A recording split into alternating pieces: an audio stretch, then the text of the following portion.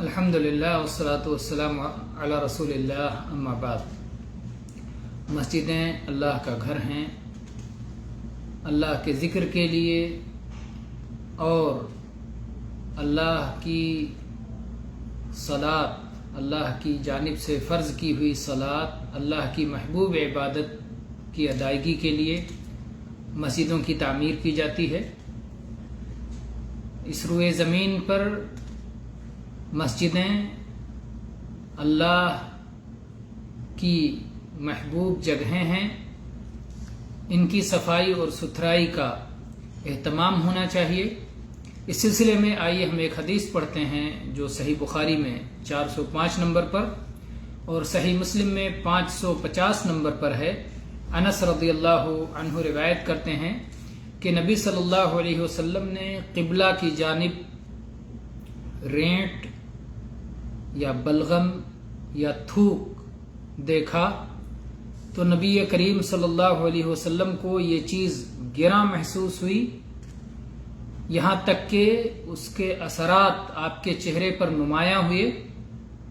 آپ بنفس نفیس بذات خود آپ اٹھے اور اپنے ہاتھوں سے اسے پوچھ کے صاف کر دیا، کنکری وغیرہ سے لے کر کے اسے کھرچ دیا، اور پھر آپ صلی اللہ علیہ وسلم نے ارشاد فرمایا، ان احدکم اذا قام فی صلاته فانه يناجي ربه او ان ربه بینه وبین القبلہ فلا يبزقن احدكم قبل قبلته ولكن عن يساره او تحت قدميه ثم اخذ طرف ردائه فبصق فيه ثم رد بعضه على بعض فقال او يفعل هكذا۔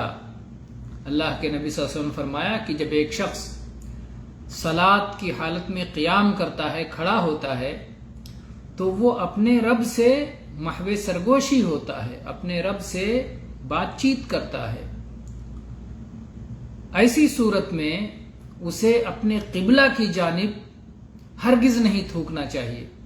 یا اللہ کے نبی صلی اللہ علیہ وسلم نے یوں ارشاد فرمایا کہ اس کے اور قبلہ کے درمیان اس کا رب ہوتا ہے، اللہ ہوتا ہے، گویا اللہ تعالیٰ سامنے ہوتا ہے، اللہ تعالیٰ کے لیے آدمی رکوع اور سجدہ کرتا ہے، اس لیے قبلہ کی جانب نہ تھوکے۔ اگر تھوکنے کی ضرورت پڑ جائے تو اپنے بائیں تھوکے یا اپنے دونوں پیروں کے نیچے تھوکے۔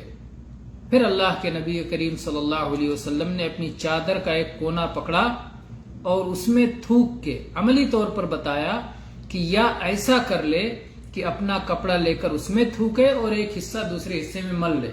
مثال کے طور پر آپ نے ایک کپڑا اس طرح لیا اور اس میں تھوک کے اور پھر اس کو اس طرح سے مل لیا۔ آپ نے فرمایا کہ ایسا کر لے۔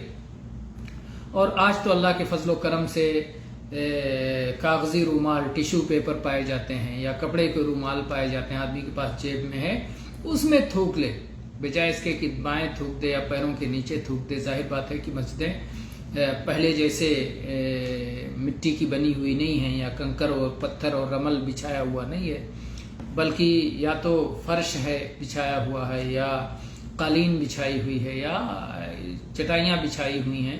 تو اگر آدمی اس پر تھوکتا ہے تو پھر اس کی صفائی کا الگ سے اسے اہتمام کرنا ہوگا۔ اس لیے سب سے آسان یہ ہے کہ اگر آدمی کے پاس ٹیشو پیپر ہے یا کاغذی رومال ہے، اگر یہ ہے تو اس میں آدمی تھوک لے اور پھر اس کے بعد اسے ضائع کر دے، اسے جو ہے جہاں پھینکا جاتا ہے وہاں پھینک دے، اور نہیں تو اپنے کپڑے میں اس طرح سے اپنی چادر میں یا رومال میں جو بھی اس کے پاس ہے اس میں تھوک لے اور مسجد کی طہارت کا اور صفائی کا خیال رکھے۔ یہ اللہ کا گھر ہے، یہ عام گھروں جیسا نہیں ہے، تو یہ ایک مسلمان کی ذمہ داری ہے۔ اللہ تعالی ہم سب کو مسجدوں کے آداب سمجھنے کی توفیق دے اور ان کے مقام و مرتبے کے مطابق ان کے شایان شان وہاں پر جو حرکت ہو وہی حرکات وہاں، اور جو مسجد کے شایان شان حرکت نہ ہو ان حرکتوں سے اللہ تعالی ہماری حفاظت فرمائے۔ آمین۔ وآخر دعوانا ان الحمد للہ رب العالمین۔